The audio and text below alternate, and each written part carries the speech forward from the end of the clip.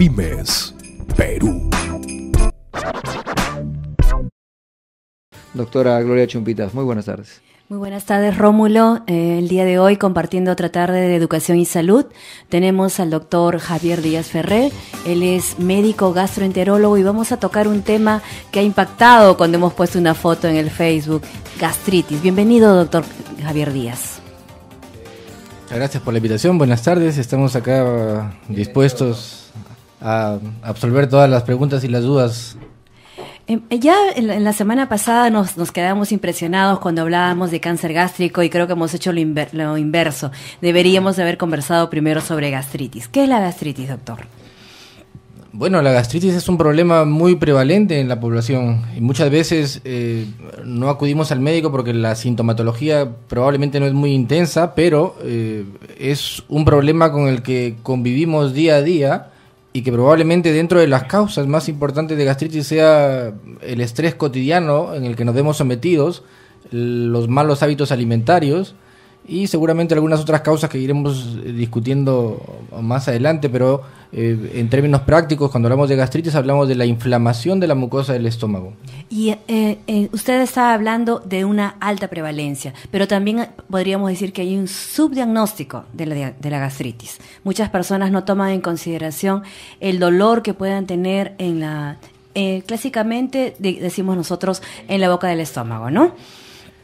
Sí, es verdad. Muchas veces no hacemos caso a las molestias de las gastritis porque son consideradas de repente no muy intensas, porque no ameritan quizás de nuestro tiempo para acudir al médico y son tratadas básicamente con pequeñas dietas o automedicándonos de tal manera que podemos solventar o llevar nuestra vida cotidiana con la molestia mínima y de tal modo que no se diagnostica.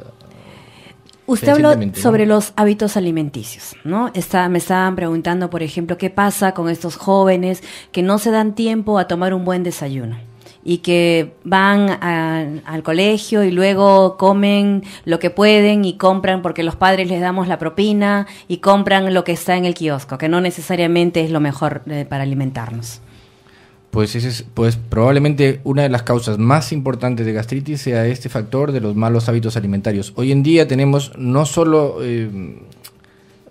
comida chatarra o de repente exceso de condimentos o exceso de cítricos, colorantes, etcétera, comidas enlatadas.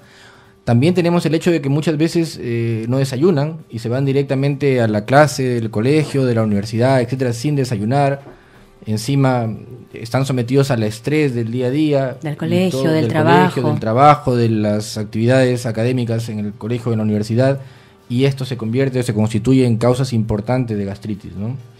Y a veces las personas lo que hacen es ir a la farmacia y pueden conseguir fácilmente un medicamento que puede atenuar los síntomas, pero la gastritis sigue allí. Nosotros estábamos hablando sobre el mito que hay sobre la endoscopía, la necesidad de hacer una endoscopía, porque a veces la gastritis o la inflamación puede ser tan severa que la persona puede terminar con una hemorragia digestiva en una emergencia. Es verdad. Muchas veces estas gastritis pueden, si no son curadas adecuadamente, si no son tratadas adecuadamente, no solo terminar en un cuadro de una gastritis aguda o hemorrágica, sino convertirse más adelante en una úlcera péptica, una úlcera gástrica, una úlcera duodenal, que puede tener probablemente complicaciones o molestias más severas, ¿no? Al respecto, doctor, es importante contar a nuestros oyentes alguna experiencia, algún caso. Porque claro, a veces nos escuchan muy a la ligera, pero si de repente lo ilustramos con algún caso de tantos pacientes que seguramente usted ha atendido, y atención amigos oyentes, ¿qué es una gastritis aguda? Pues una ¿Cómo gastritis se refleja? Muchos casos, por ejemplo, ¿no? Para ponerlo en términos prácticos, nosotros tenemos en el Hospital Rebagliati, donde yo trabajo, una unidad de hemorragia digestiva, es decir, que es el único centro que recibe a los pacientes que sangran en todo el país. Muchas veces vemos gente joven, gente mayor que, como consecuencia muchas veces del abuso de medicamentos antiinflamatorios a veces, medicamentos todo, para el dolor. Cuando hablamos de antiinflamatorios son medicamentos para el dolor, ibuprofeno, aspirina, naproxeno, ese tipo de medicamentos que a veces uno ingiere por cualquier causa de dolor, genera una gastritis aguda y muchas veces hemorragia, ¿no? El paciente llega sangrando a los hospitales y la causa son gastritis hemorrágicas como consecuencia de estas pastillas que se usan muchas veces sin prescripción médica como consecuencia de... Yo le voy a comentar un caso, doctor. Tengo un paciente con hemofilia leve que es carpintero y él nunca tuvo antecedentes de hemofilia en la familia y hacía sus hemartrosis pequeñas, sangrados en el codo, y él tomaba piroxicam. Y le pasaba el dolor, se automedicaba y un día hizo hemorragia digestiva. Entonces va a la emergencia no por la sospecha de la hemofilia, sino por la hemorragia digestiva. Entonces fue una hemorragia tan grande que a los 17 años se le hace el diagnóstico de hemofilia. Doctora, pero ¿esto era una gastritis o era el resultado de la hemofilia? Lo que pasa es que muchas veces los pacientes pueden no conocer que son portadores de otros problemas. Y aquí estamos llamando la atención muchas personas se automedican, ¿no? Entonces ese paciente se estaba automedicando por el dolor. Y el doctor Díaz nos ha dicho que una de las causas, creo, las más frecuentes de gastritis es la medicación por los antiinflamatorios. ¿La automedicación? Muchas veces sí, las personas se automedican, tienen un dolor de la rodilla, tienen dolor de cabeza y lo que hacen es ir y comprar un medicamento que no necesariamente les va a calmar el dolor, pero siempre hay que tener la precaución. La mayoría de los medicamentos deben tomarse con estómago lleno. ¿Qué viene luego? No se trata a tiempo, la gastritis se convierte en aguda. ¿Cuál es la erosión de una úlcera? Nos habló el doctor, ¿no? ¿Qué viene luego? Pues lo más común y lo más frecuente desde el punto de vista solamente hablando de cosas benignas, una úlcera probablemente. Una gastritis mal curada, una gastritis erosiva, una gastritis aguda puede desencadenar, si seguimos el cuadro, si seguimos manteniendo los factores perjudiciales o dañinos sobre nuestro estómago, esto puede condicionar a una úlcera. Ahora, hay otros factores adicionales, ojo, seguramente lo tocaremos en un momento. Dentro de las causas de gastritis tenemos una muy importante que es muy prevalente en nuestro país, que es el hecho de tener una bacteria en nuestro estómago. Esta bacteria se llama Helicobacter pylori y se ha asociado la presencia de esta bacteria con gastritis crónica y posteriormente cáncer, ¿no? No es una relación directa, pero es una relación causal importante para cáncer gástrico en pacientes que tienen Helicobacter y después gastritis crónica y algunos de ellos cáncer, ¿no? ¿Y cuándo aconsejaría usted que se realice una endoscopía a un paciente, doctor, que tiene sospecha de gastritis? Que está con gastritis. Para ser honestos, la mayoría de las veces no es necesario hacer una endoscopía. El diagnóstico de gastritis se hace básicamente con parámetros clínicos para hacer el diagnóstico. Siempre nosotros los gastroenterólogos indicamos una endoscopía cuando existen lo que nosotros llamamos signos de alarma. Evidencia de que hay algún sangrado digestivo, ya sea por deposiciones negras como la brea, que nosotros llamamos melena, o porque ha bajado de peso, el dolor persiste, es decir, las molestias en el estómago persisten a pesar de que le estamos dando un tratamiento médico correcto. Si las molestias persisten, hay baja de peso o hay estas características de deposiciones negras, nosotros siempre en esos pacientes obligamos a someterse a una endoscopía. Y si hay anemia. Sí, anemia en el varón, por ejemplo, es una causa de buscar pérdidas en tracto gastrointestinal, ¿no? Entonces usted nos ha hablado de las causas. ¿Qué otras causas, doctor? ¿El tabaco, por ejemplo? El tabaco, el alcohol. Sabemos muchas veces que la población joven, ¿no? Se excede muchas veces en tabaco, en alcohol. Como les dije, eso se suma al estrés, al no comer. No acompañan muchas veces la ingesta de alcohol o el fumar con alimentos, y esto altera la barrera mucosa, que es la que protege a nuestro estómago, y producimos gastritis importantes, ¿no? Usted se ha referido a una bacteria. Esta bacteria, por ejemplo, cuando se habla de hepatitis o del dengue, uno empieza a zonificar, dice, la parte tropical, la parte amazónica. ¿Esta bacteria tiene alguna particularidad o en cualquier parte, en cualquier espacio de la sociedad puede obtenerlo? Se encuentra en cualquier espacio de la sociedad, pero está sí mayor asociada o más asociada a las condiciones sociosanitarias, es decir, donde hay menores condiciones sociosanitarias hay mayor prevalencia de esta bacteria, pero en general es tan prevalente que, por ejemplo, en promedio en el Perú tenemos 70 a 80% de la población peruana infectada con esta bacteria. Helicobacter pylori. En estratos socioeconómicos altos puede llegar a 50, pero igual es muy alto. En ¿El tema del agua puede ser un factor? Muy importante. De hecho, se han hecho estudios, por ejemplo, en el agua de la Tarjea, acá en Lima, y se ha encontrado Helicobacter pylori en esta agua, de tal manera que el agua cruda, el agua no cocida, se constituye un mecanismo de transmisión de esta bacteria o de infección de esta bacteria. Y hay, aparte de la endoscopía, hay otras pruebas que se pueden hacer para detectar Helicobacter pylori. Ciertamente, tenemos pruebas desde bioquímicas como son sacando sangre, por ejemplo, o pruebas más elementales como son un test de aliento, o menos invasivas como un test de aliento, o a través de la endoscopía, tomando muestras de la mucosa gástrica y evaluándolas al microscopio, ¿no? Una biopsia gástrica. Biopsia gástrica, sí. Ahora hay un temor a esto de la endoscopía, ¿no? Siempre se habla de que es muy doloroso, el uso de los mismos instrumentos. Genera una especie, o ha generado en todo caso una especie de una corriente de dolor, de temor. ¿Con qué frecuencia hace usted una endoscopía, doctor? Nosotros hacemos prácticamente todos los días endoscopías y es verdad que existe cierto temor y eso se basa probablemente en el hecho de que introducir un aparato que es como una pequeña manguera del grosor de mi dedo índice, probablemente por la garganta, si estoy completamente despierto puede generar esa sensación de ahogo, de fastidio, de incomodidad. Pero por lo general todos los exámenes de rutina en los hospitales o en las clínicas requieren o son sometidos con una pequeña sedación, por lo cual el paciente lo tolera muy bien y no hay ningún problema, ¿no? Nos están preguntando, doctor, ¿cuáles son los horarios que usted aconseja para comer? Hay unas dietas que te dicen 3 veces al día, 5 veces al día, diríamos por edades. ¿Qué aconseja usted, doctor? Probablemente más que horarios, el principal consejo es no dejar de comer. O sea, Lo que nosotros decimos dieta es comer lo que el cuerpo necesita. Sí, bueno, lo común es 3 alimentos al día, el desayuno, almuerzo y comida, no dejarlos, el desayuno ideal, por ejemplo, ¿a qué hora? No saltarnos. Es difícil establecer horarios ideales, ¿no? Pero generalmente, digamos, 8 de la mañana, 1 de la tarde, la comida a las 7 de la noche. Pero esto es muy importante, doctor, porque yo conozco algunas personas que dicen, yo a la 1 de la tarde tengo que comer sí o sí, esté donde esté, porque esa es mi hora de comer. Y yo le digo, bueno, eso es una forma de disciplina, creo yo, que tienes y que me parece bien. Pero entonces, no necesariamente porque dejo de comer a la 1 y como a las 3 de la tarde, significa pues que no me estoy alimentando. Pero dependerá, a qué hora tomó el desayuno esa persona.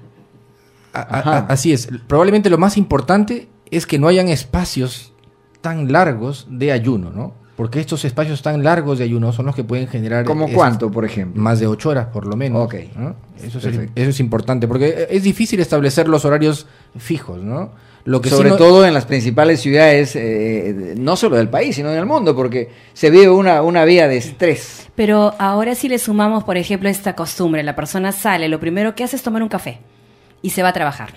Ajá. ¿No? Y después con eso compra su hamburguesa en algún lado y su Coca-Cola. Ya, y eso es su energía para enfrentar todo el trabajo, todo lo que va a hacer en el día, principalmente hasta la 1 que va a almorzar.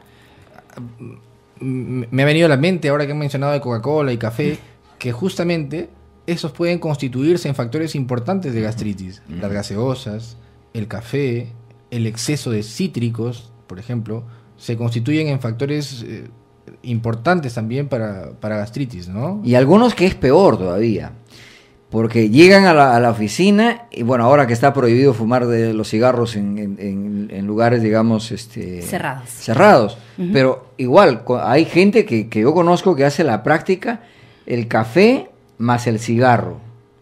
Entonces eso está propenso... Y encima el café en esencia, no diluido, ¿no? Claro. Tenemos, una gran cantidad de cafeína en el cuerpo y uno siente que está levantado y que se va a ir con gran energía, pero... Y luego le arde el estómago, le duele y se va a la farmacia. Se toma un antiácido.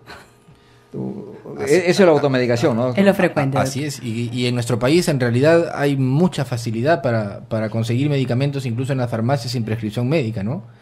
Pero ¿por qué entonces venden las farmacias? Están incumpliendo entonces la norma, ¿no? Lamentablemente sí, ¿no? Debemos decir que sí. Sí, lo que pasa es que cada miembro del equipo multidisciplinario tiene una función. ¿no? Y la función del químico farmacéutico es velar porque esos medicamentos estén en buena conservación y sean los adecuados los que te están entregando. Pero hay algunos que sí recetan, y eso no está. Nosotros hemos llevado a farmacología clínica. Ahora, ¿la gastritis no es hereditario o es hereditario? El estrés. No es hereditario, ¿no? Hay algunos tipos de gastritis muy raras que podrían ser hereditarias, pero la mayoría, el 99% de los casos de gastritis no son hereditarias, son adquiridas por los malos hábitos que hemos mencionado. Ahora vemos gastritis en niños también, en adolescentes, doctor, sin que nos sorprendamos. ¿Sí? Sí, claro, es verdad, como hemos dicho, ha cambiado todo, ¿no? Nuestros regímenes alimentarios, nuestras costumbres, nuestro ritmo de vida ha cambiado, y vemos ahora incluso niños con gastritis, sí, es verdad, ¿no? ¿Y algunos otros parásitos que puedan causar gastritis? Pues no, se ha visto, se han informado. Yardiasis. No, generalmente la yardia se asienta en el duodeno, más allá del estómago, que puede dar síntomas parecidos. Claro, ¿no? que se pueden confundir. Que pueden confundirse con gastritis, pero que en senso estricto no corresponden a una gastritis, ¿no? Brevemente, nosotros hemos hablado mucho sobre gastritis. Los síntomas, doctor. ¿Cuáles son los síntomas que la persona tiene que tener presente? Porque ya es común el dolor tipo quemazón, pero ¿qué otros síntomas pueden ser de gastritis? Bueno, el síntoma cardinal, como usted ha mencionado, es el ardor en el estómago, pero podemos tener náuseas, vómitos, flatulencia, dolor abdominal persistente, que muchas veces no es como ardor, a veces es un dolor como punzada, inaparente, como punzadas, como cólicos, ¿no es cierto? Y esas son básicamente las características más importantes que nos hacen sospechar de gastritis, ¿no? Y un dolor a veces que te despierta, puede ser signo de una úlcera. Que te despierta durante las noches, que a veces se acentúa horas después de haber comido, ¿no? Que se acentúa después de haber tomado algún cítrico. Los chocolates, doctor. Por supuesto, hay algunos alimentos incluso que calman inicialmente esas molestias, como por ejemplo los lácteos, ¿no? Que son la leche. Recetas de la abuela, ¿no? Uno toma su leche, le calma la molestia, le calma el ardor, pero horas después vuelve a presentar esta molestia, este ardor. Y agua de papa, doctor. Eso también, bueno. El almidón. Sí, claro, ¿no? El agua de papa dentro de la medicina natural o la medicina... Bueno, ¿el agua de papa qué? ¿Favorece o no favorece? Sí, claro, el agua de papa se ha visto que favorece, que puede favorecer favorecer la cicatrización en la gastritis, ¿sí?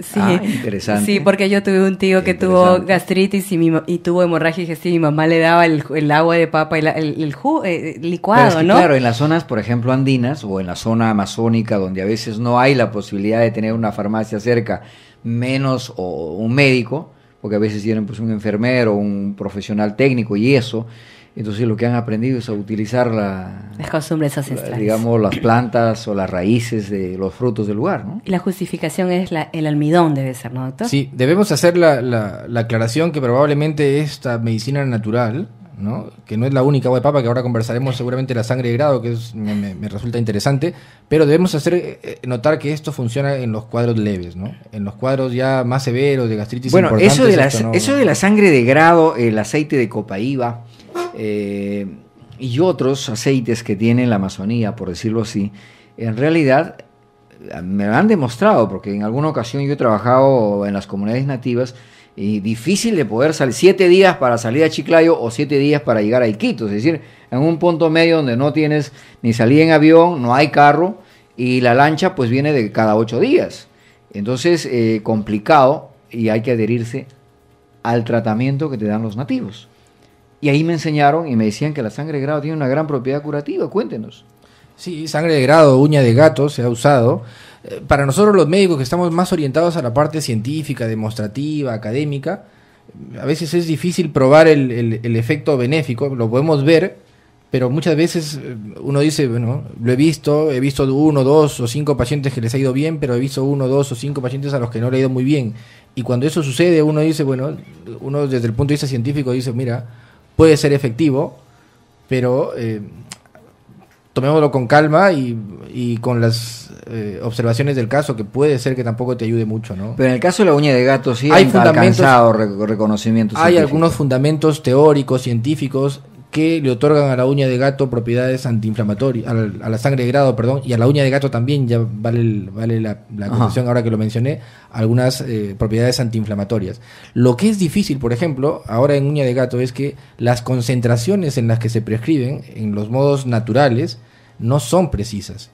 Y por ejemplo, una concentración excesiva de uña de gato podría ser más bien perjudicial antes que beneficioso. Nosotros hemos visto, por ejemplo, y también regresando a esto de los casos, hemos visto pacientes que por tomar uña de gato muy concentrada les han hecho gastritis erosivas importantes como consecuencia de la ingesta de esta uña de gato, ¿no? A veces las concentraciones no son las adecuadas. Hay que conocer, entonces, no solamente hay, bueno, la medicina tiene un área ahora de medicina alternativa y seguramente eso tiene mucho por investigar. Agradecemos al doctor Javier Díaz. Un mensaje final, doctor. Bueno, primero agradecerles la atención. Espero que las reflexiones del día de hoy en torno a la gastritis sean el hecho de que debemos tratar de llevar una vida saludable, nuestros 3 alimentos al día, probablemente evitando los periodos largos de ayuno y evitar excesos en café, alcohol y cigarros. Probablemente con eso tendremos mucho de mejora en nuestra salud. Pymes Perú.